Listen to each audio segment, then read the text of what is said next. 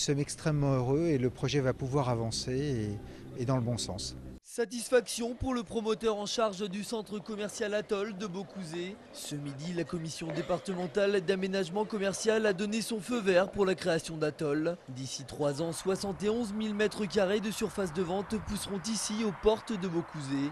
Pour les remplir, 45 à 47 magasins dédiés à l'équipement de la maison et dont l'enseigne Star devrait être Alinéa et ses 17 000 m². À une grande majorité, les 16 membres de la commission ont donné leur aval au projet Atoll. Un projet innovant. Lorsque vous faites d'habitude vos courses dans une zone commerciale, vous prenez à plusieurs reprises votre voiture, c'est parfois long, c'est parfois pénible. À l'Atoll, vous rentrez, vous vous garez, vous aurez un grand promenoir et, sur lequel vous pourrez vous promener sans croiser de flux de véhicules. Et si vous avez envie d'aller plus vite, eh bien vous avez une navette électrique gratuite qui vous amène d'un endroit à l'autre. D'un pôle à l'autre de l'Atoll. Le projet est le premier en France à déposer un dossier commercial pour l'obtention d'un label HQE, haute qualité environnementale. Pour l'agglomération angevine, les retombées seront importantes. 500 000 habitants se trouveront dans la zone de chalandise d'Atoll. Dans une période qui n'est pas facile, ça veut dire que c'est de l'emploi sur ce très grand chantier de construction, de l'emploi qui a commencé avec l'aménagement des routes qu'a fait le Conseil général, avec l'aménagement de la zone d'activité. Maintenant, ça va être la construction elle-même. Et en investissement privé, on va approcher les 200 millions d'euros. 200 millions d'euros, c'est forcément des retombées économiques. L'ouverture du site, qui pourrait intervenir dès 2012, devrait générer 400 créations d'emplois. Opération blocage, aujourd'hui et comme partout en France, à la maison d'arrêt d'Angers.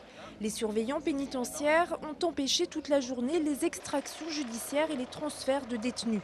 L'objectif, dénoncer une nouvelle fois la dégradation des conditions de travail et de détention.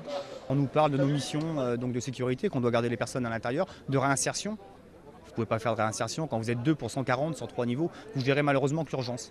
Et ça, quelque part, les détenus en pâtissent aussi. Les syndicats réclament des moyens supplémentaires pour faire face à la surpopulation carcérale.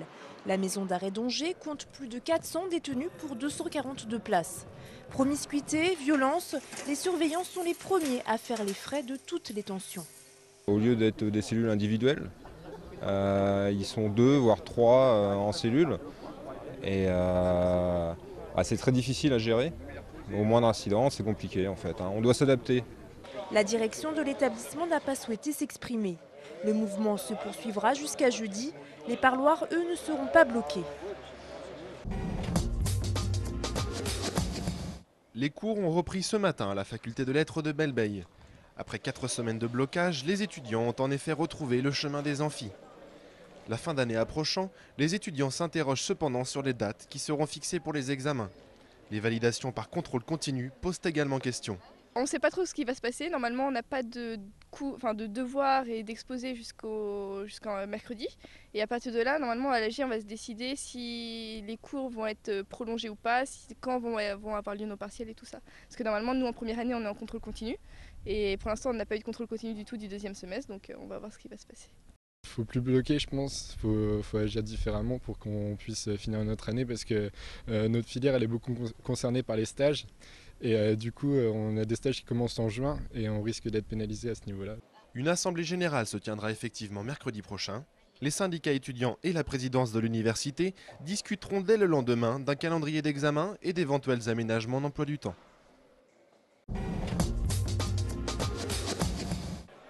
Le chiffre à la une de cette édition, c'est celui du nombre de manifestants qui se sont rassemblés à Angers à l'occasion du défilé du 1er mai.